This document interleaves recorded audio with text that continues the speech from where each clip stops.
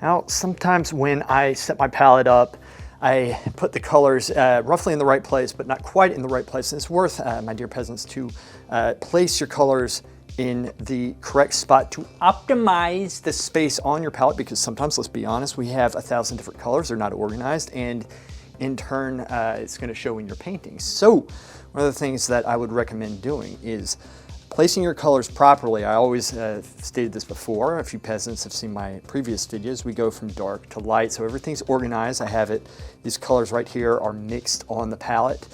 These are the primary and secondary colors I have at the top.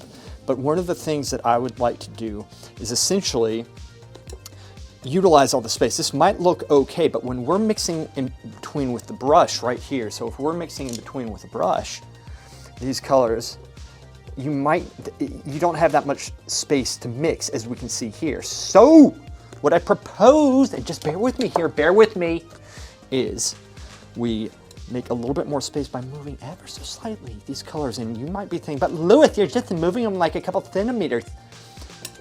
You are correct, and you will see my wisdom unfold before your very eyes if you can manage to uncross them, my dear peasants, for 5 seconds. So here we go. We are simply moving these colors up just a little bit. And then what we're going to do, we're going to move these up some. All right, just a little bit. You don't want them too close. Not too close, not too close. Just move them back just a little bit here.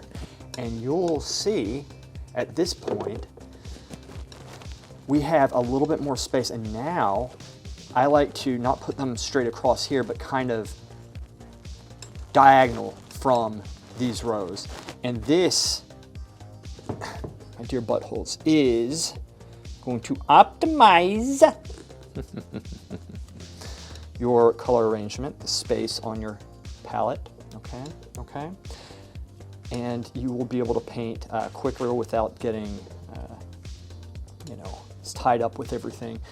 Now this one's tricky. Sometimes with this, I like to go about right here, but if I go too close to this area, sometimes, my hand, the brushes, the paper towel gets in the way, it gets a little bit messy, but here we have it. And this essentially is an excellent way of optimizing your palette. And just take a little bit of time to really think about where you're placing these colors, right?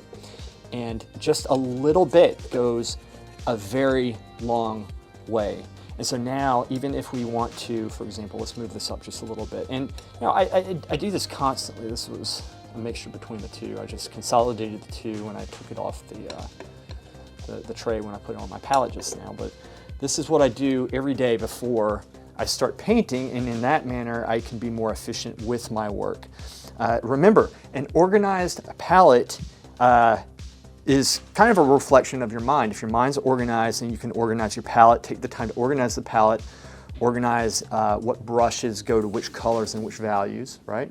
Without overdoing it, is going to be reflected in your own painting.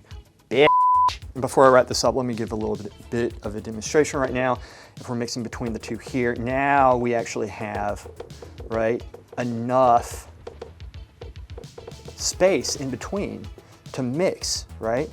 We have this space, and if I wanted to, I could kind of do some sub-colors right here, but we are optimizing, the space. So say I wanted to go through and make, whatever, I don't know, make some more of the same color, because I can't really think of what else to make. But if I want to go through and get a little bit of a color here, right? I mean, you get the idea. Maybe I use this area as a mixing tray, like a mixing spot right here.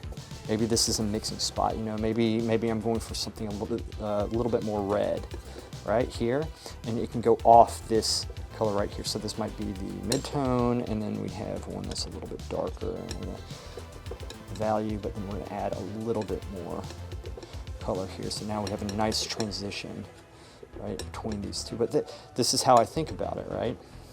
This is how I think about 1, 2, 3, and there's still enough space between these colors right here. A little small tip when you're working with greens in nature, you always want to add just a little bit of red, just a touch of red to dull it down. Otherwise it looks a little bit too greenish, especially if you're working with cadmium and cadmium yellow and like an ultramarine blue or something. When you're using limited palette, ivory black and yellow ochre, it's a little bit less. But anyway, so this is how we do it. We get the value right here, and then I might go through and modify it with a little bit of the color up top. We have now the space to mix between the piles of paint with this little brush right here. Who's good, Diddy? Out!